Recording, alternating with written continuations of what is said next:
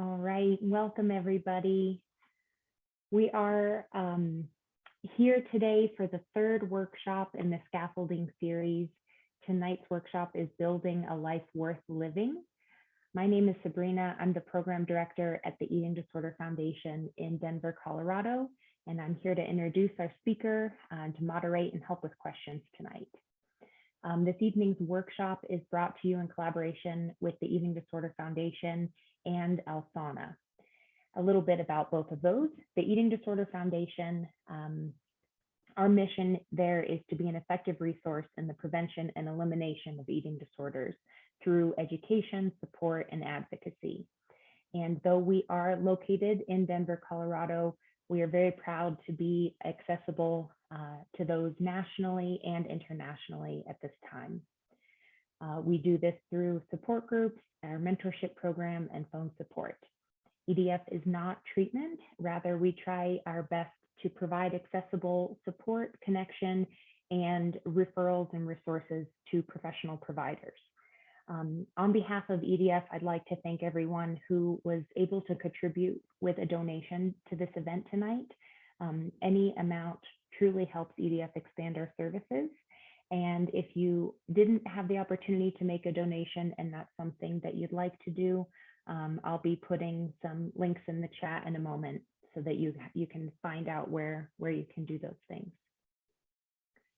And this evening, our speaker is from Alsana. Alsana is a treatment program with locations in Alabama, Missouri, California, and they are offering virtual and residential programming. And now I believe have a summer 2-week intensive program as well. The team at Alsana believes that treatment should be met where each client is in recovery. And they do this through their adaptive care model, focusing on relationships, therapy, nutrition, medical needs, and movement. With Alsana's recent opening of their new residential program in St. Louis, they have immediate availability in their Missouri and Alabama programs to serve clients right now. So I will also put their link in the chat in a moment. And that's a great resource to have since they're accepting patients right now. You'll be able to explore more that they have to offer.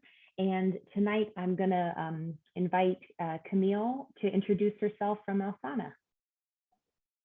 Hi, everyone. It's such a pleasure to be on this call. I just wanted to introduce myself really briefly. I'm Camille Benitez. I am a Senior Outreach Director with Alsana.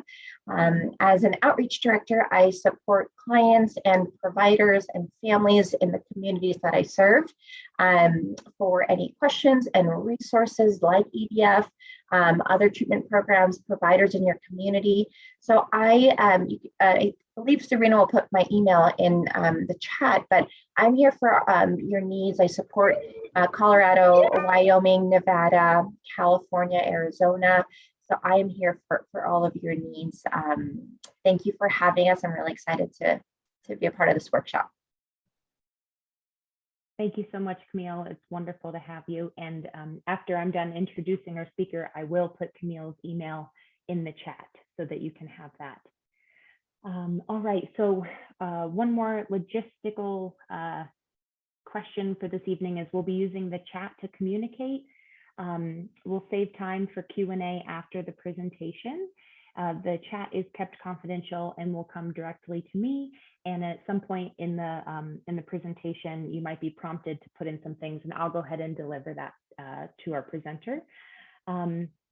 We'll not be sharing the PowerPoint this evening. However, since we are recording in the next 48 hours, we'll make sure everybody gets an email with a copy to that link. And now I'm very happy to introduce Caroline. Caroline Nichols is a licensed independent clinical social worker and a certified eating disorder specialist and the National Director of Family Programs at Alsana. Caroline was inspired to join Alsana because of the adaptive care model and the personalized approach to the treatment of each individual client and the dedication to the support of family members from the day of admission through aftercare. Caroline has expertise in working with additional issues beyond eating disorders, such as PTSD, addiction, codependency, chronic pain management, self-harm and suicide, family dynamics, and personality disorders. She is specialized in several different training modalities, such as DBT, cognitive processing therapy, prolonged exposure therapy, and emotion-focused family therapy. Also trained level 2 EMDR and a emotion-focused family therapy certified caregiver workshop facilitator. And those workshops are awesome. Caroline currently serves as the president-elect of the Alabama chapter of International Association of Eating Disorders Professionals and received her master's in social work degree with a concentration in mental health from the University of Alabama. All right, Allison, I apologize, Caroline, I'm going to pass along to you, and hopefully you have the access to share the screen. If not, I can help with that. Fantastic. Yes. Let me do my little thing here where I try to get it set up.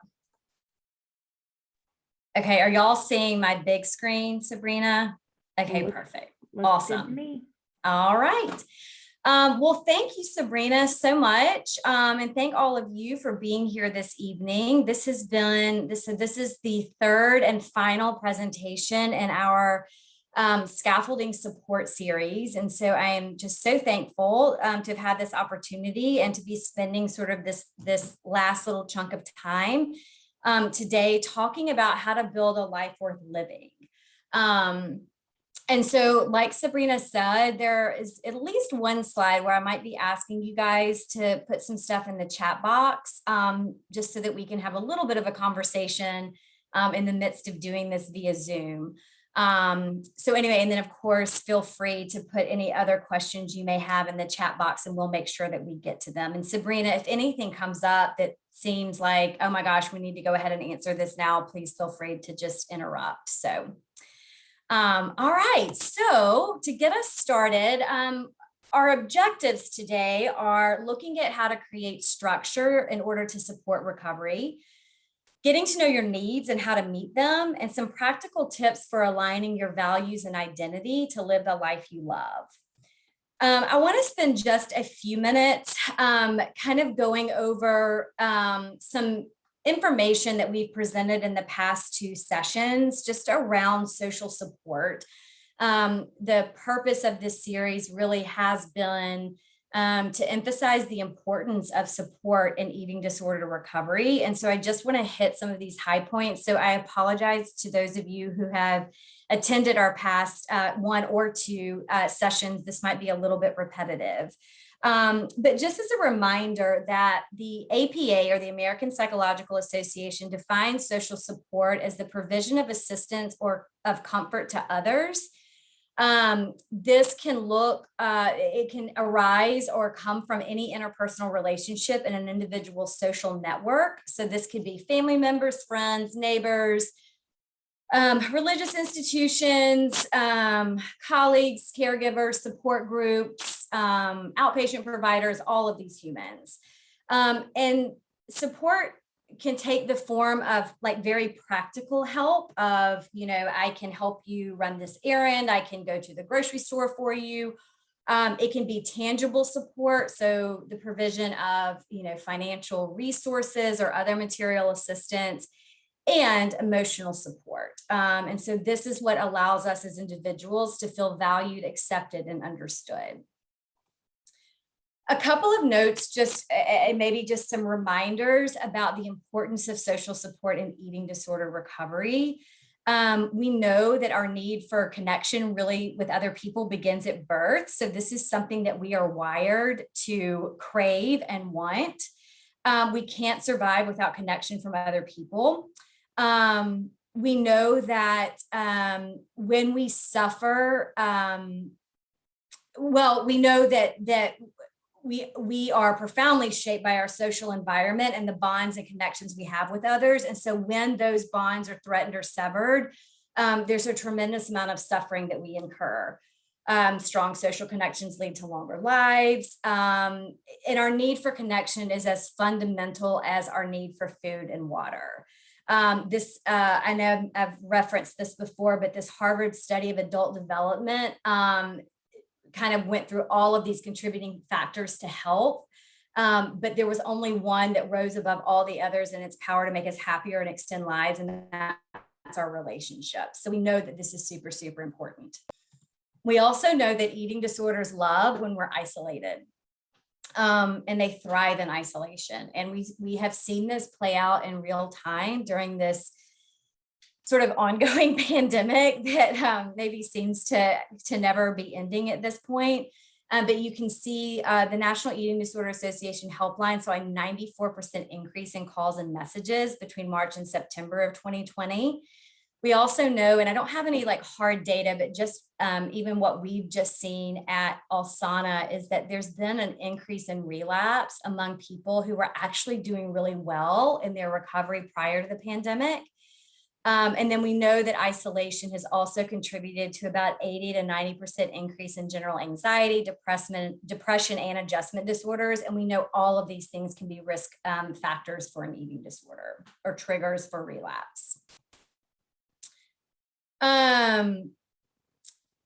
I'm not going to go over all of this, but there's also this social isolation. More people have turned to social media for social interaction, which is wonderful in many, many ways. And yet there can be a lot of junk on social media that does not necessarily assist with recovery, some things that are very triggering and those kinds of things. And then we also know that, because research does support this, that folks with eating disorders typically have better results related to a full sustained recovery when they have a supportive other or family member involved in their treatment and recovery in some way. Okay, so again, just a little bit of a recap of the importance of social support in eating disorder recovery. So the first thing I really want to talk about is creating structure in recovery. And I think this is something that we talk about a lot. And so when I was preparing this presentation, I kind of did a deep dive of like, what does structure actually really mean? And so we know, like, as a noun, it's the arrangement of and relations between parts or elements of something complex. And as a verb, it's to construct or arrange according to a plan or to give a pattern or organization to. And really, regardless of how we define structure, we know that it is an active, intentional part of recovery. So why would it be important to have structure in eating disorder treatment and recovery? I would love, actually, at this point, if people could throw some things in the chat box, like why would we think that having structure would be important? There's no wrong answer here, just FYI. But if people could just throw some things in the chat box, that would be awesome.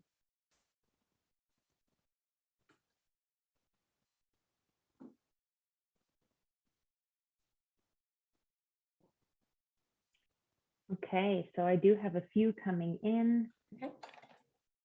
Let's see. Oh, now I have a lot coming in. To catch you when you fall. Mm-hmm. So someone isn't eating at odd times, maybe Okay. outside of flexibility. Keeps things steady. Having regular times to do things such as eating so that your body has energy. People know what to expect when there is structure. Regulation of hunger and fullness. Yeah. Consistency helps hold us accountable. Yes. Yes.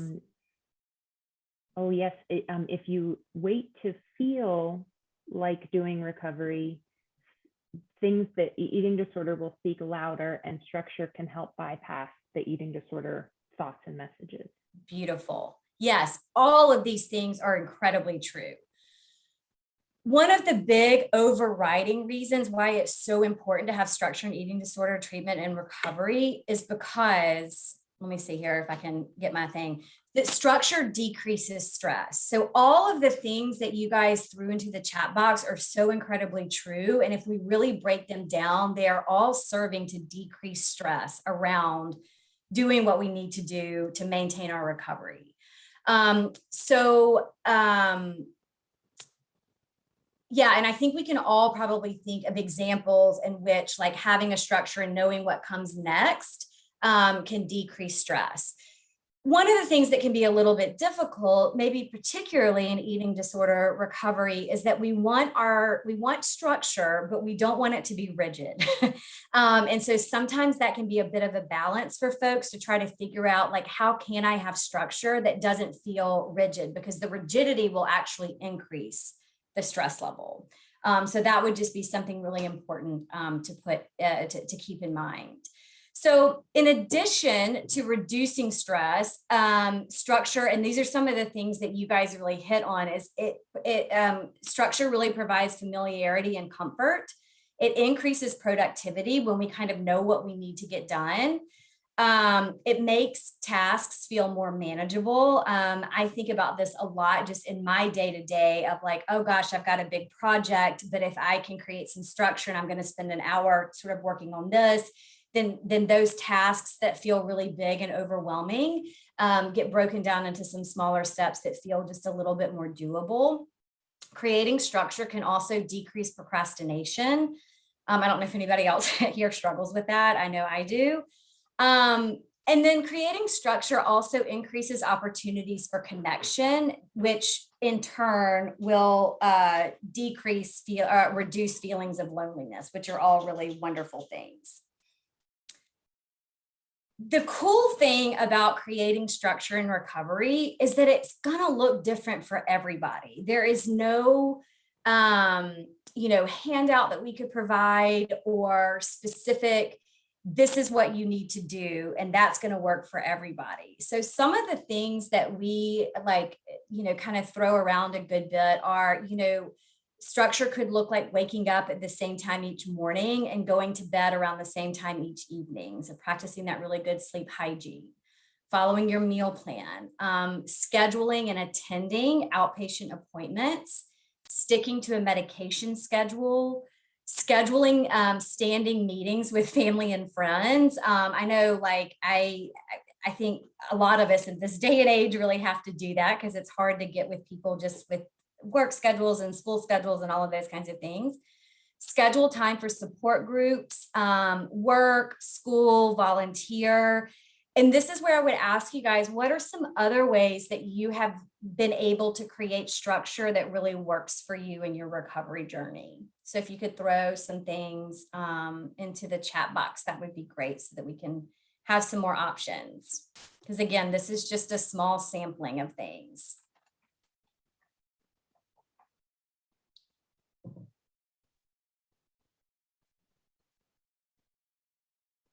Sabrina, movement. Yep. Yes.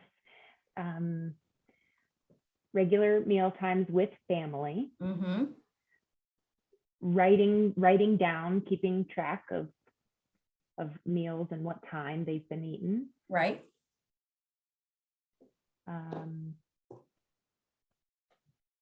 Going to bed on time. Yep. More movement, different types of movement. Scheduled appointments at the same time each week. Yeah. Great. Journaling, taking the dogs out at regular times. Yeah. Yep. Beautiful. Yes. And one that I didn't have here, and I don't know why, I guess it kind of slipped my mind, but I am thinking of it right now, is that sometimes creating structure can look like scheduling play.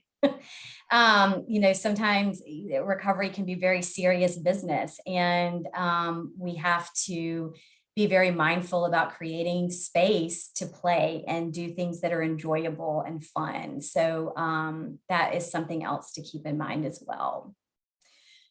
So kind of moving on from creating structure, we want to talk about getting to know your needs. This is not the greatest graphic. I am certainly not a graphic designer by any stretch of the imagination. But I worked with somebody for quite a while. And one of the things that she used to always say is that you wouldn't buy milk at the Home Depot. And what she used to mean by that was this idea a lot of times that perhaps in recovery, perhaps outside of recovery, we often try to go to places or people for support or to meet needs, and it just is a mismatch. And so what she used to say is, if I need milk and I go to Home Depot, they don't have milk at Home Depot. So I go home and I don't have my milk. And this can get repetitive. The next time I need milk, I go to the Home Depot. The Home Depot doesn't sell milk. I go home with no milk. So I think about, okay, I need milk. The Home Depot doesn't have milk. Where do I need to go? I go to the grocery store. And so to me, that has always been, I love it, like a visual, and that has always been a good reminder of us being able to check in with ourselves to say, like, what are our needs and where are we trying to get them met?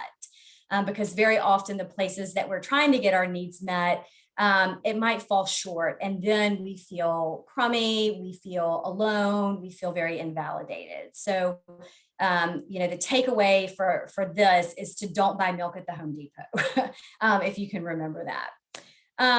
Another thing that happens with seeking out help and kind of getting to know our needs is this idea of information versus reassurance seeking. And I don't know if you guys have ever seen this, but this is a really helpful, I think, chart to kind of help us identify when we're asking for our needs to be met.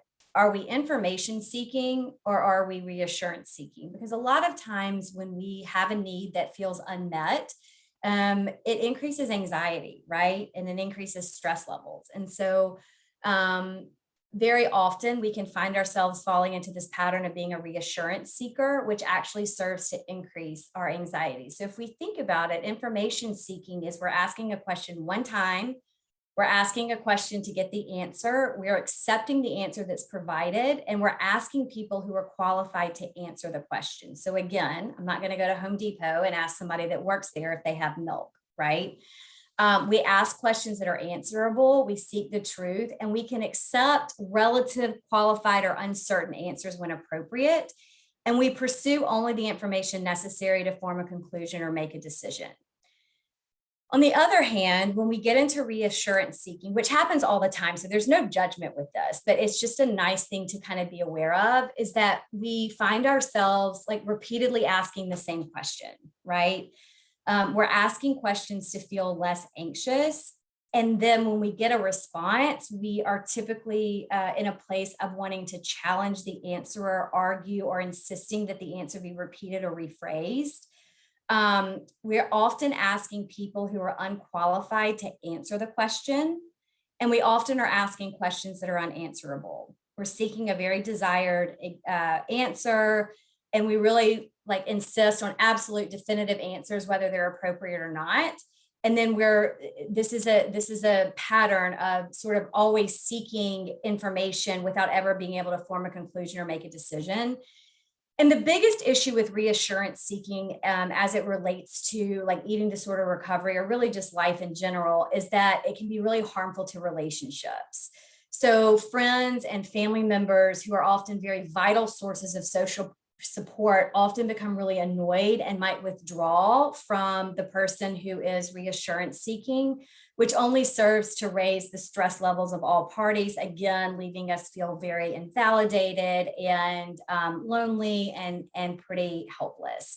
So I wanted to just sort of frame sort of these next couple of slides with, are we information seeking or are we reassurance seeking in our quest to get to know our needs and get those met? So to get to know our needs, we need to be realistic in the capacity and appropriate responsibility of our support system. So we need to ask ourselves, are we going to the right place to get that need met? So for an example of this might be, you are, following the meal plan that from your dietitian, and you have a lot of anxiety because I don't know, I'm making things up, but you went to lunch and it was unplanned. And now it's like, I don't know if I should eat the dinner that I'm supposed to eat, or something along those lines. So if you're struggling in those ways with your meal plan, it might be the better option to discuss those concerns with your dietitian or even your therapist versus your best friend, right? Because your best friend is likely not going to be able to provide, science-based, yes, do the next thing, they're not going to be able to meet that need in that particular way. And so again, we just need to make sure we're going to the right person. get, now it doesn't mean that you can't tell your friend, oh my gosh, I'm having the hardest time right now, will you sit down with me while I eat? Of course, that's beautiful, but hey, best friend, I'm really struggling with my meal plan. Do you think that I should still eat this because I had this and da da da da da? They're probably not going to be able to be very helpful in that particular instance.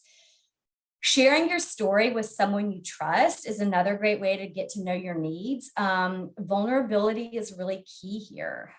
This doesn't mean, going into a room of strangers and sharing your deepest, darkest secrets. This trust is really earned, but sharing your story with someone else who can just be somebody that listens and can bear witness to your story, or somebody who has a similar shared experience can be really helpful. Joining an eating disorder specific support group. There's tons of virtual options. I mean, my goodness, EDF has an amazing list of support groups that are all free. And it can be very powerful to share your story with other people with shared experience. So again, this is really us being able to take a time out and sit down and really think, what need do I need to be met right now? Is this something that I can meet myself because I've learned how to do that? Or is this something that I need help from somebody else with? And if that's the case, who is that person to best be able to help me get this need met? All right. So we also want to look at this idea of aligning our values.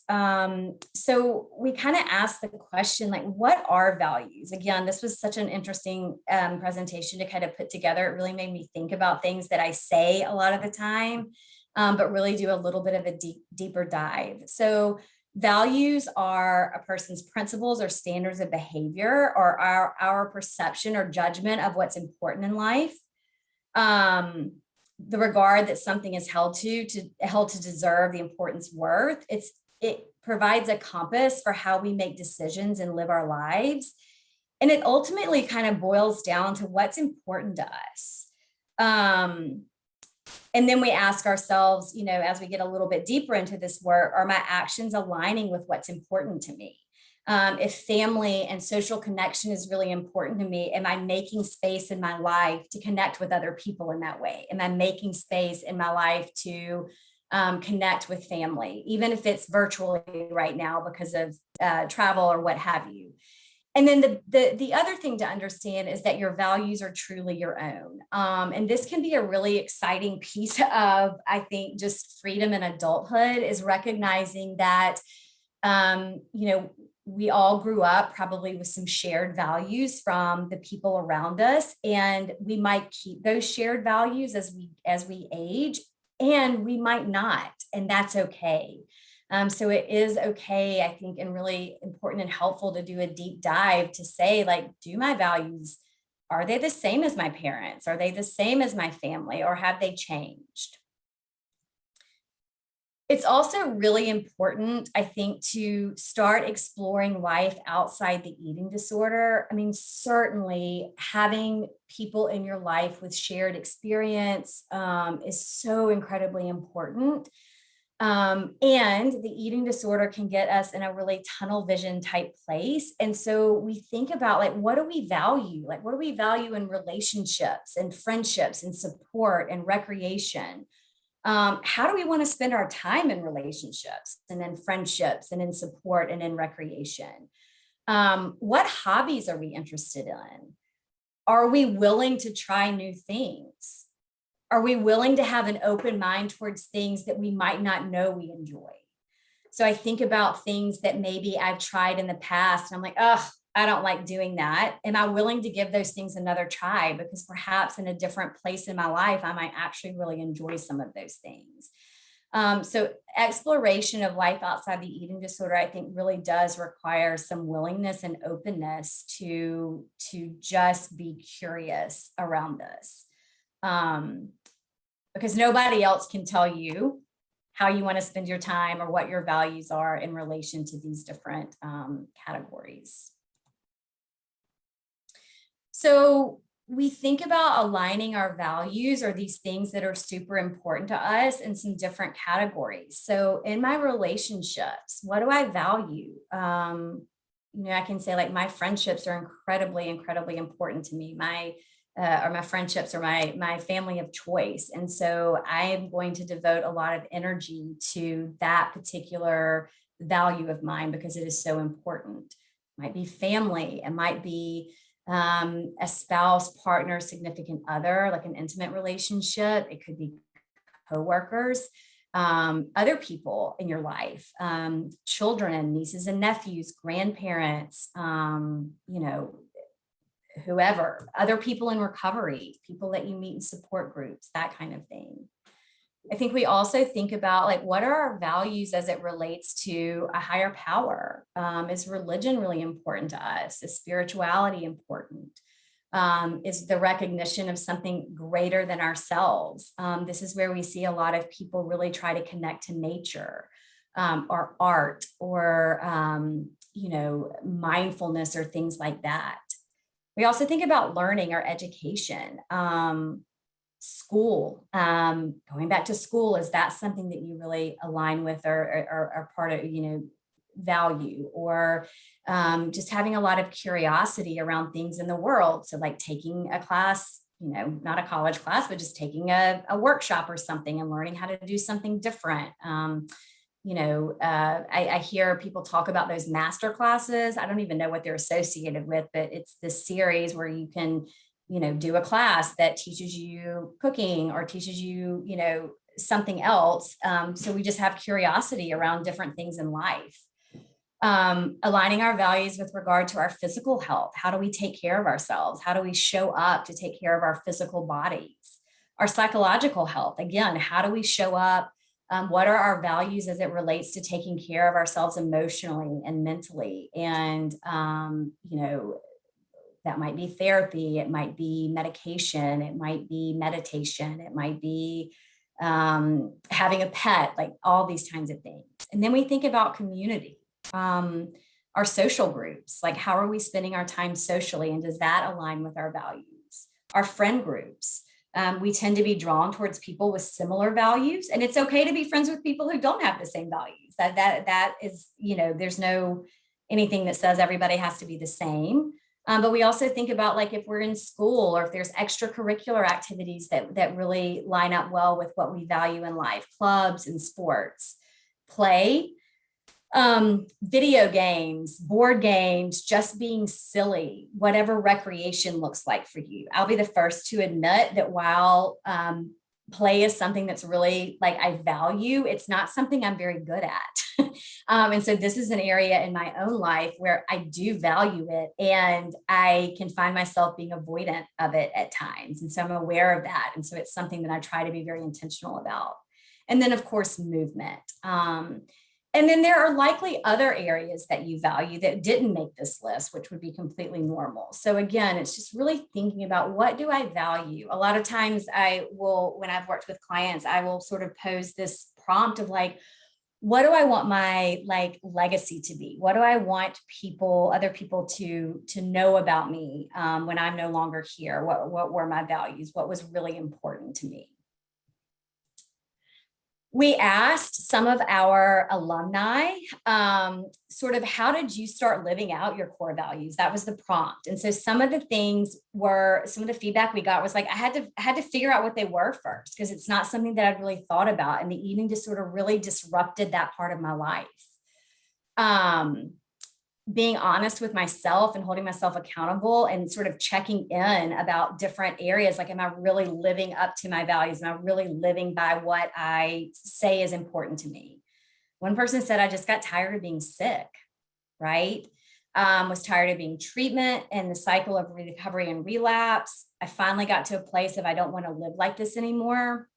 I wasn't living by my values. I wanted to show up for myself, and showing up at appointments with my treatment team was one way that I started doing this. And so some other things that people said were like journaling could really help, sort of starting to see some of the discrepancies in what am I saying my values are, and am I aligned with that? One person said like the eating disorder really valued lying, and I hated that because that is not something that I value in life. And then other people, and this was some of the other feedback that we got, was just being open to feedback and having a welcoming stance and being able to state what my needs are sort of helped me figure out whether or not I was living out my core values. So then we asked, how did you create a life worth living, right? Like, how did you create a life that you love, hopefully? Maybe it's just a life that you can tolerate, right? One person said, I started seeing my reasons in my everyday. So in my day-to-day life, I started seeing reasons to live a life that I loved. So I said, setting small goals. I love this. Thinking about creating a life worth living or a life that you love in the midst of an eating disorder can probably feel really overwhelming and a little bit hopeless at times. So setting very small goals to try to get to a place where your values are aligned, I think can be really helpful. Relationships, that tends to come up with everything, is that, relationships, we thrive in relationships, and then being honest and authentic. Some people said like celebrating small victories was really helpful. Someone else said shifting my time and energy from focusing on my failures. So like I got out of that trap of like always focusing on what I was doing wrong and really looking at some of the things in my life that were going well. Yeah. And then again, being willing to like lean into trusting people, realizing that when I lived out or created this life worth living, my relationships, it made my relationships much stronger. And then again, we asked, how did you find yourself? Like in the midst of recovery and sort of coming out of the eating disorder, how did you find yourself? Somebody said that's a work in progress because a lot of my stuff was wrapped up in the eating disorder. Asking myself, what do I really like to do? Trying new things that interest me and being okay if I'm not good at them. We know sometimes that perfectionistic tendency can get in the way of play. That's probably where mine comes in. But I love this, just being okay if I'm not the best, being okay if it's just an utter disaster, but still trying new things. And then connecting with groups and people inside and outside of the eating disorder recovery world. And then somebody else said cleansing social media, tangible reminders and relationships that really triggered and reminded me of the eating disorder. So really sort of taking inventory of how am I spending my time and who am I spending my time with and what am I surrounding myself with that might actually be hindering me from living a life that I really love. And then creating connections that are not centered around the eating disorder. So again, I mean, we've spoken to a lot of these, but hobbies. So often when I am interacting with the clients at Alsana, many folks will say, I don't really have any hobbies. I mean, the eating disorder can be a full-time job. And so I always say that there's something really exciting about like figuring out what it is you really like to do and trying new things. It can also be really scary. So there's space to sort of hold both of those things at the same time. Also creating connections in the workplace or in school. That can be hard right now. A lot of schools are still virtual and a lot of workplaces are still virtual. And so I think we have to be extra intentional about creating those connections. I found that to be true just working from home in a virtual capacity. I used to work in an office with a lot of people, so there were always people to interact with, and I can be pretty social. And so I have to get really creative around like, how am I going to create and find those pockets of social connection? Again, creating connections, spiritual or religious connections, or connection to our higher power or nature or whatever that might look like. Creating connections and volunteer opportunities. A lot of people might not be employed right now, or perhaps you are in a part-time capacity. So being able to reach out and extend your gifts to your community and create opportunities there. And then finding something that is a common interest. I know that one of our local colleges has this series. It's called Sanford After Dark. And so they offer all of these different classes. It's like 6 weeks of classes and a variety of different things. I don't know if they still do it due to COVID, but I can remember at one point, some of my friends and I decided, we were like, this sounds like a lot of fun. So I took a photography class because I was kind of interested in that at the time. And some other friends decided they wanted to learn how to speak French. I have no idea why, but we kind of all did these different classes, and it was really fun to be with other people who enjoyed photography. Now, was I the best in the class? Absolutely not. I'm not even sure I actually finished it. And I wasn't very good at it, but it was fun. And it was a great way to connect with someone. So book clubs, if you like to read, different, hiking groups. For a little while there, I was riding a mountain bike, and there was a group of women that met like at a local state park. And so we could do things like that.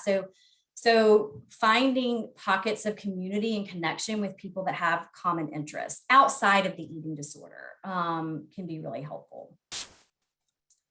This is a really cool questionnaire, the self-discrepancies questionnaire. And what this does is help sort of clarify some of that internal conflict around who we feel we are in this current moment compared to who we feel we should be or would like to be or fear being or have potential to be. And so again, it can be like a journaling exercise of like, this is sort of where I am right now. What I'd really like to be is here. What I'm really fearful may happen is here. And so it just kind of gives us a way of sort of plotting that out to sort of look at it. And so we can sort of view those discrepancies and kind of figure out maybe how to get back in line with what we really want. So again, who am I? And this is hard. Like, it feels kind of gross for me to be like, okay, you just need to figure out what your strengths are and what your values are and then put them all together. But it's a little bit like that, a little bit like a recipe that's going to look different for everybody. And it's going to turn out a little bit different for everybody. So we ask ourselves, what are my strengths? What are the things that I'm really good at? What do I value? What does the eating disorder value? I think you heard me say, like, one of our alumni said, like, the eating disorder valued lying. And I hated that. I did not want to be aligned with that because it's not one of my values. Again, this is where we ask ourselves, are my values the same as my family? Are they the same as the community that I live in?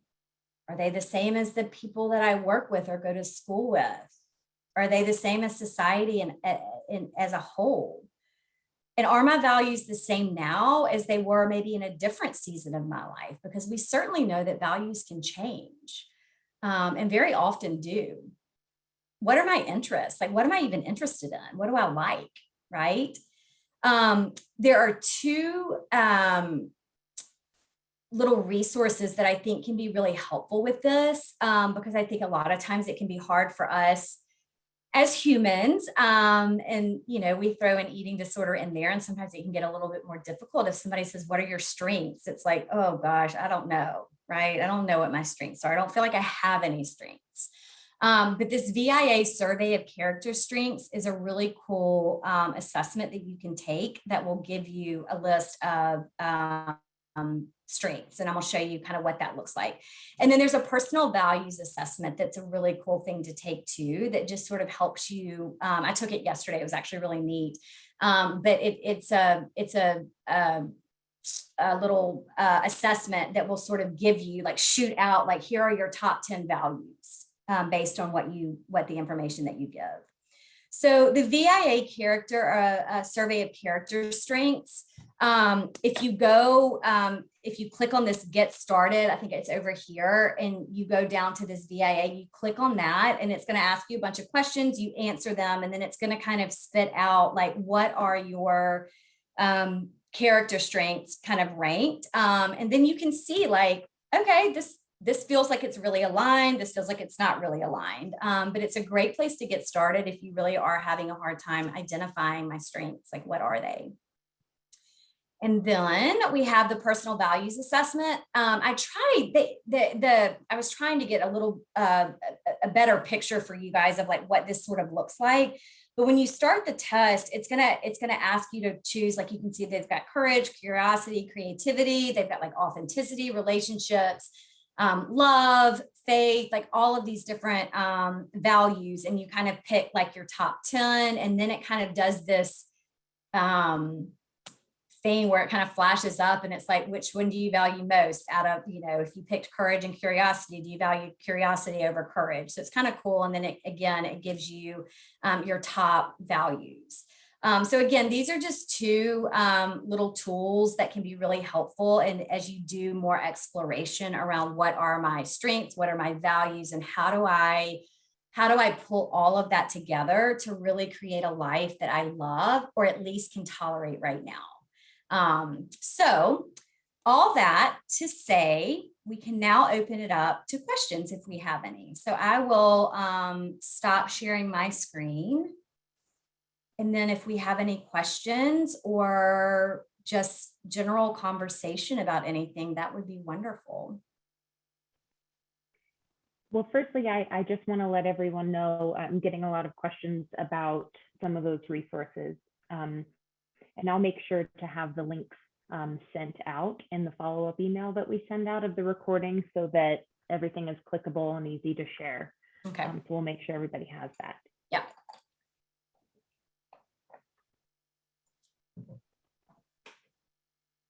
Yeah, I'll give it a moment for additional questions to come in. I just want to thank you so much, Caroline, and I really appreciated when you were discussing values and how those can even change. Like sometimes we may not know what they are, or they may, wondering and comparing how they might be different from our family or how we were brought up. And so there's always time for those things to shift. And so it's really helpful to check in at any point in our lives and say, is this really, still my top value,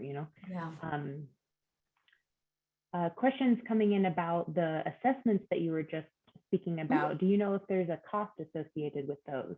I know the personal values assessment is free, and I think the VIA character string, I'm pretty sure both of them are free. Yeah. Okay. Yeah, I know there's a bunch of different ones out there. But right. We'll and Sabrina, I can send you these specific links if that would be helpful. I can shoot those to it in an email to you to include in everything else if you wanted me to do that. That would be fantastic. Thank you. And I can make sure everybody here gets that. All right, so I have a couple more questions here. Can we talk about identity for a minute? How our identity has been wrapped up in our eating disorders. And yeah, I'm wondering, the person who wrote this question, if you'd like to expand a little bit more. There can be also so many different ways that we identify. So is there something even more specific that you're wondering about?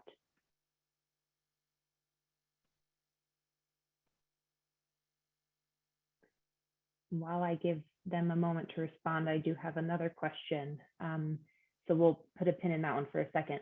Okay. Can eating disorders arise from a person not living a life that corresponds to their personal values?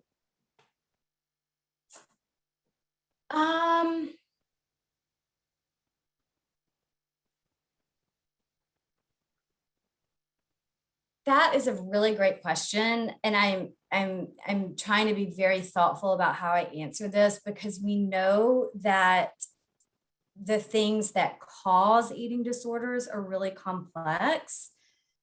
I would be more apt to say that, and please feel free to push back, or if anybody else has thoughts, I would be more apt to say that the eating disorder creates spaces in our lives where we're not living according to the values, that the things that we value, versus eating disorders being a result of living a life or living in ways like outside of our values, if that makes sense. I've never seen any research or anything that would support that, but I can also see how when we're in our eating disorder, there are things that the eating disorder values, and sometimes those things take precedence over the things that we really value. And so I see that, but I don't see a causal connection between living a life or living or doing things that maybe are outside of our values and the development of an eating disorder. Yeah, I think I agree with what you said, Caroline. And what comes to my mind with reading this question is just kind of like how isolation comes into play when we're already maybe affected by some of the causes of eating disorders, which can be so vast for different people, but maybe some of those co-occurring issues and emotional regulations, feelings that we might have of being anxious or depressed, or even shame of us, like then continuing to kind of not seek further into what's actually more important to us, as wanting to avoid because it feels maybe frightening or unsafe or scary. Right.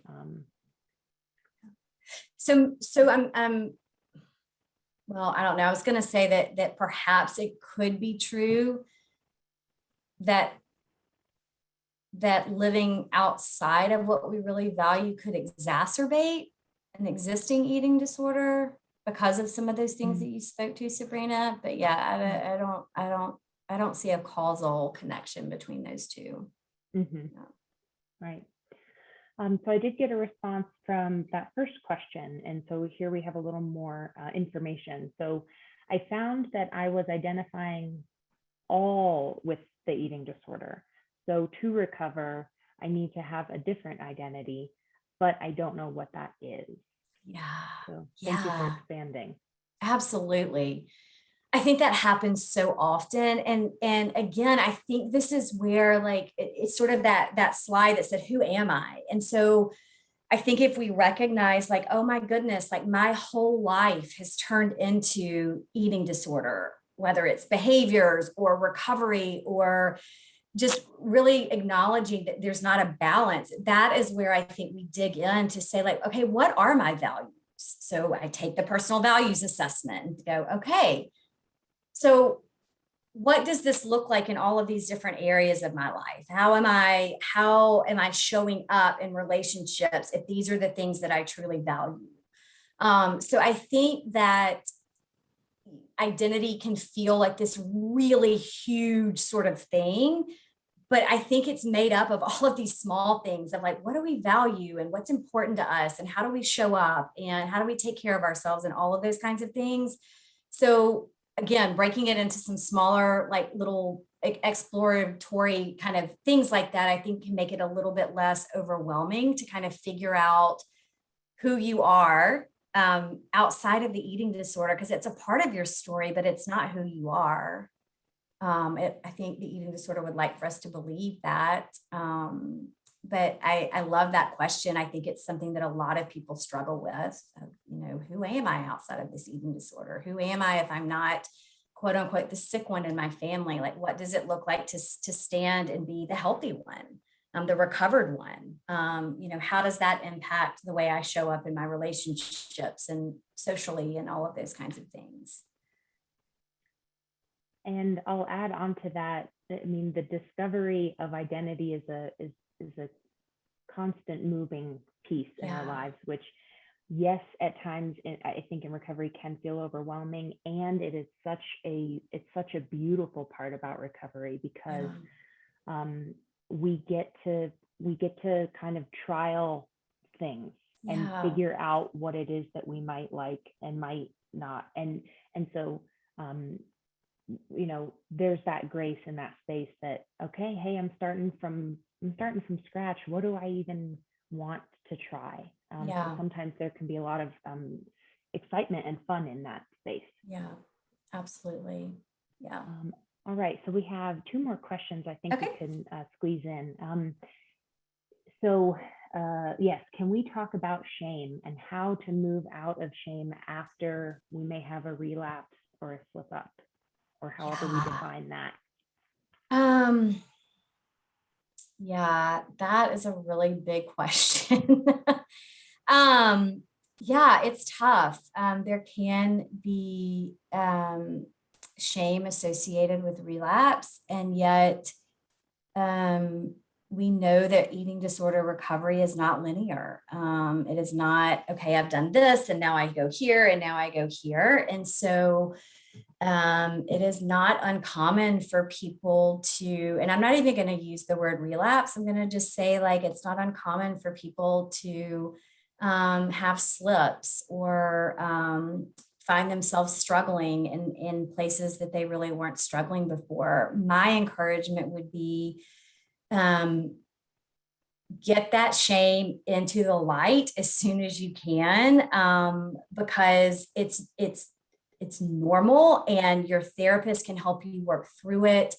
But it's when we hold it in and keep it in the dark that it festers and gets bigger and bigger and bigger. And then we start isolating, we shut down, we don't talk to anybody. So, my encouragement would be, as you recognize that if you are struggling and you're like, I feel really gross about this, talk to somebody about it, just get it out there. That's going to reduce those feelings and also give you the support you need to do whatever it is that you need to do to get back on track. Yeah. Okay. Lots of thank yous coming in.